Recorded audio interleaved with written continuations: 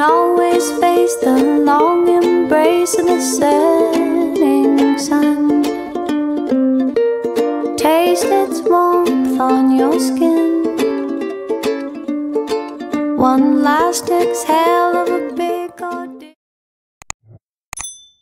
Hai teman-teman semua, apa kabar? Kali ini saya ingin berbagi ke teman-teman resep baru, yaitu puding keju berisi kacang-kacangan dan buah-buahan kering. Nah teman-teman, untuk kejunya itu saya membuat sendiri. Jadi keju segar yang ada di video ini adalah keju buatan saya sendiri, yang cara membuatnya mudah sekali. Kita hanya membutuhkan 1 liter susu segar full cream, dan juga 1 buah lemon segar, dan juga sejimpit garam jika teman-teman mau keju segarnya sedikit berasa asin ya teman-teman. Bagaimana cara membuatnya? Teman-teman silahkan lihat di deskripsi video di bawah. Di situ akan saya berikan link bagaimana cara membuat susunya. Sengaja saya membuat kejunya sengaja saya pisahkan karena biar video ini tidak terlalu panjang ya teman-teman. Sekarang kita olah keju ini menjadi puding ya. Nah, bahan-bahan lain yang saya butuhkan adalah kacang-kacangan dan buah-buahan kering. Ini karena kebetulan saya tinggal di Eropa, jadi kacang-kacangannya berbeda. Ini kita bisa menyesuaikan dengan kacang-kacangan yang ada di Indonesia, misalnya menggunakan kacang mete atau misalnya menggunakan kacang tanah ya. Ini saya menggunakan kacang abena seperti ini. Kemudian saya juga menggunakan kismis, ini dari jenis anggur Moscatel. Bentuk anggurnya lebih besar ya teman-teman ukurannya. Kemudian saya juga menggunakan buah peach yang sudah kering. Kemudian saya menggunakan kacang nuez juga seperti ini. Ini teman-teman bisa ganti dengan kacang-kacangan yang ada di Indonesia. Dan juga ini adalah campuran dari biji bunga dari biji labu ya, yang sudah dibuat kuaci tapi tidak ada lagi kulitnya. Kemudian ini juga aneka macam almond yang sudah dihancurkan, kemudian juga ada anggur kering dan semacamnya. Jadi ini intinya kacang-kacangan dan buah-buahan kering ini menyesuaikan saja. Kalau di Indonesia misalnya tidak ada peach kering, teman-teman bisa menggunakan misalnya menggunakan nanas kering, menggunakan mangga kering ya. Itu sesuai dengan kreativitas teman-teman semua. Teman-teman jangan khawatir jika di Indonesia ataupun di negara manapun teman-teman berada tidak menemukan buah-buahan dan kacang-kacangan kering yang sama persis.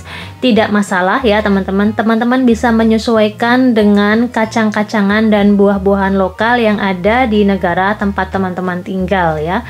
Dan ini karena ukurannya terlalu besar, jadi agak saya hancurkan sedikit-sedikit ya. Kemudian juga sama untuk buah peachnya, karena peachnya ini terlalu besar, saya potong-potong. Jadi kalau misalnya sudah kecil-kecil tidak perlu dipotong-potong lagi. Nah nanti setelah semuanya ini sudah selesai saya potong-potong, kemudian akan saya sisihkan dulu ya teman-teman. Penampakannya seperti ini hasil akhirnya ya. Jadi saya pisahkan, sebenarnya tidak harus dipisahkan karena nanti juga pada akhirnya akan dicampur juga. Nah sekarang keju yang tadi, keju segar yang sudah saya olah tadi itu akan saya hancurkan dulu teman-teman semuanya. Dan ini ternyata karena dia lumayan banyak, saya pindah ke mangkok ya. Kemudian saya haluskan teman-teman. Jadi menghaluskannya tidak terlalu halus sekali, tidak apa-apa ya, jangan khawatir. Kemudian saya tambah dengan madu. Ini saya menggunakan madu yang kental ya. Teman-teman bisa menggunakan madu yang cair ya, sedikit saja, dan manisnya juga menyesuaikan dengan selera teman-teman saja. Kemudian saya akan menggunakan agar-agar. Ini agar-agarnya saya masak dulu ya, hanya membutuhkan sedikit saja air, jadi jangan terlalu banyak. Tidak seperti kalau kita membuat agar-agar pada takaran seperti biasa ya teman-teman. Jadi ini airnya cukup sedikit saja. Saya masak dulu sampai matang, kemudian saya tuang ke dalam adonan kejunya.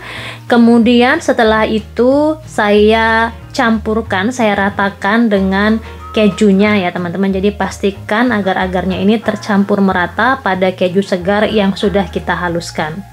Kemudian sekarang semua buah-buahan dan juga kacang-kacangan keringnya saya masukkan ke dalam keju yang sudah saya hancurkan bersama dengan madu tadi ya teman-teman. Kemudian kita aduk sampai merata. Bagaimana dengan ukuran dan takarannya? Ini saya hanya menggunakan ukuran kira-kira ya teman-teman. Jadi saya tidak menggunakan ukuran yang pasti. Cuman di sini saya menggunakan 2 liter susu segar ya teman-teman. Jadi susu segar yang saya kejunya itu dari 2 liter susu segar. Teman-teman kalau cuma mau pakai dari 1 liter juga bisa.